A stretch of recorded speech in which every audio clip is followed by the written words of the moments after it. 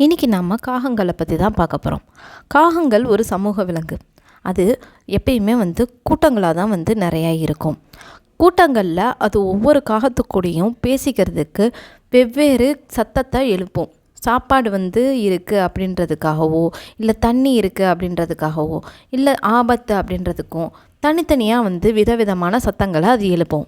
காகங்களுக்கு ஒரு கருவிகளை எப்படி திறனாக பயன்படுத்தணும் அப்படின்ற அறிவு இருக்குது. அதுக்கு ஏதாச்சும் நட்ஸ் வேணும், அதை சாப்பிட்ணும் அப்படின்னு நினச்சிச்சின்னா ஏதாச்சும் ஒரு காருக்கோட டயருக்கு அடியிலையோ இல்லை போகிற வர வழியில் ஏதாச்சும் வாகனங்களில் அந்த நட்ஸ் நசுங்கிற மாதிரி வச்சு அதில் இருக்க பருப்பெல்லாம் அதை சாப்பிடும். அந்த அளவுக்கு அது கொஞ்சம் திறமை வாய்ந்த உயிரினம் தான். காகம் சமூக விலங்குன்றதுனாலையும் தன்னோட அப்பா அம்மா எப்படி வாழ்க்கையை வாழ்கிறாங்கன்றதை பொறுத்து அந்த அறிவை கொண்டு தான் காகங்கள், சின்ன குட்டி குட்டி காகங்கள் மென்மேலும் அதோட அறிவை வளர்த்துக்குது.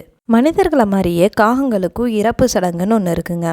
அதாவது ஒரு காகம் இறந்துருச்சு அப்படின்னா அந்த காகத்துடைய இனத்தில் இருக்க மற்ற காகங்கள் எல்லாமே சுற்றி இருந்து ஒரு 5 நிமிஷத்துக்கு அமைதியாக இருக்குமா, மௌன அஞ்சலி செலுத்துகிற மாதிரி. அதுக்கப்புறம் தான் அந்த காகத்தை இயற்கையோட சேர விடுமா. காகங்களுக்கு பொருட்கள் எல்லாம் கலெக்ட் பண்ணுற ஒரு வினோதமான பழக்கம் இருக்குங்க. அதாவது ஒரு காகம் பளபளப்பாக இருக்கக்கூடிய எல்லா பொருட்களையுமே அது எடுத்துகிட்டு தன்னோட கூட்டில் வச்சுக்குமா. உதாரணத்துக்கு கண்ணாடி, காயின்ஸு இதெல்லாமே அது எடுத்துகிட்டு அதோட கூட்டுக்குள்ளே வச்சுக்குமா. அது மட்டும் இல்லைங்க, காகங்களுக்கு முகம் பார்த்து அடையாளம் காண்ற அந்த திறனும் இருக்குது.